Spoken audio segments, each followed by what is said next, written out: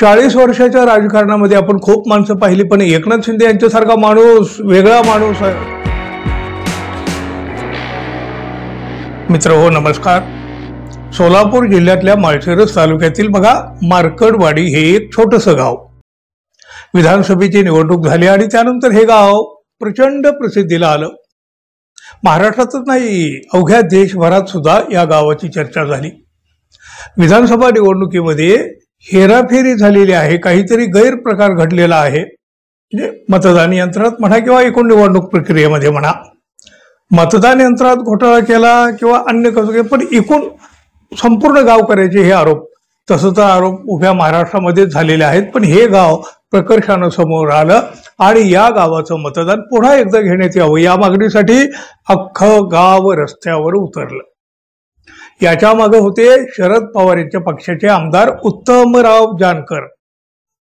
खर तर उत्तमराव जानकर हे विजयी झालेले होते, तरी सुद्धा त्यांनी निवडणुकीतील हेराफेरीवर बराच काळ वातावरण पेटतं ठेवलं होतं. खूप चर्चा झाली या गावाचीही आणि या उत्तम जानकर यांची सुद्धा. महायुतीच्या विरोधामध्ये त्यांची तोप धडधडत होती. महाविकास आघाडीची बाजू त्यांनी निवडणुकीत सुद्धा नेटानं लावून धरलेली होती. त्यामुळं उत्तम जानकर यांचं नाव माळशिरस तालुक्याच्या बाहेरही चर्चेला आलं होतं. तिथून उत्तम जानकर यांना संपूर्ण महाराष्ट्र ओळखू लागलेला होता. बघा काय झालं, हे सगळं जे काही घडलं, पण यानंतर अचानक काय झालं कुणाला माहिती हे सगळं एवढं घडून. अहो, हे उत्तम जानकर चक्क एकनाथ शिंदे यांच्या प्रेमात पडले असल्याचं पुन्हा पुन्हा दिसू लागलं. एकनाथ शिंदे हे कुठल्याही कार्यक्रमाच्या निमित्तानं पंढरपूरला गेले रे गेले की या जानकरांची हजेरी ठरलेलीच. दोघांचे पक्ष वेगळे, हे महाविकास आघाडी, ते महायुतीचे. तसं पाहिलं तर गाठी भेटीत काही गैर नाही हो. आमदारांची काही कामं सुद्धा असतातच की.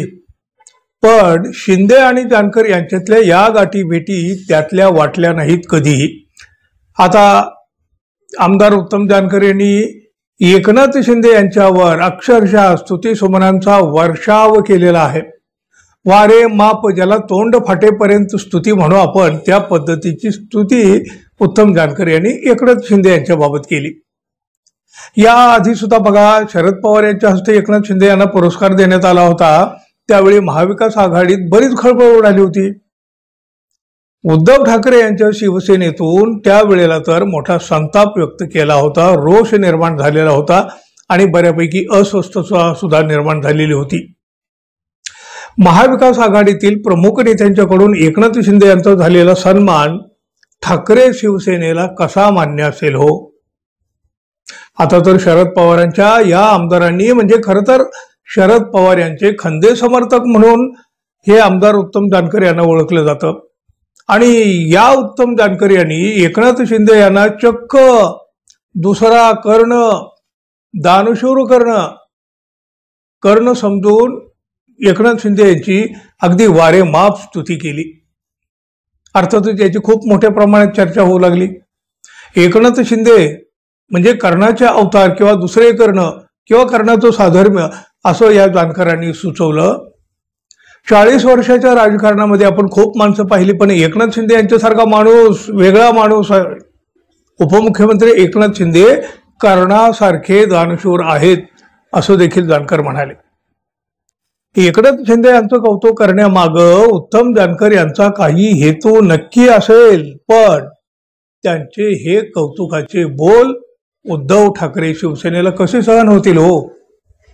उत्तम जानकर हे महाविकास आघाडीतले नेते, त्यांच्याकडून एकनाथ शिंदे यांचं एवढं भरभरून कौतुक म्हणजे उद्धव ठाकरे यांच्या शिवसेनेला डिवचण्याचाच हा प्रकार नव्हे का. महायुतीसोबत जाण्यासाठी शरद पवार यांचे जे काही आमदार अगदी उतावीळ झालेले होते, त्यात ही जानकर, उत्तम जानकर आघाडीवर होते. अजित पवार यांच्यासोबत जाण्यासाठी त्यांनी मोठा प्रयत्न देखील केला होता, पण शरद पवार यांनी मान्यता दिलेली नव्हती. त्यामुळं हा जो काही एक गट त्यांचा म्हणत होता शरद पवारांना की आपण अजित पवार यांच्या सोबत जायला हवं, ते अजून तरी घडलं नाही. आणि आता मात्र ते एकनाथ शिंदे यांना चक्क दानशूर कर्ण म्हणू लागलेले आहेत, कर्णाची उपमा देऊ लागले आहेत.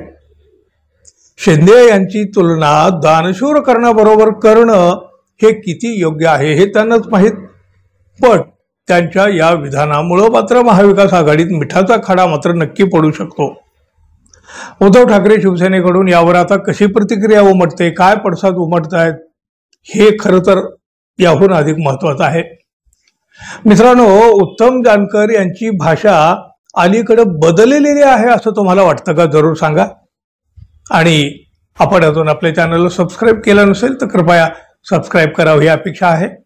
धन्यवाद. पुन्हा भेटू. तोपर्यंत नमस्कार.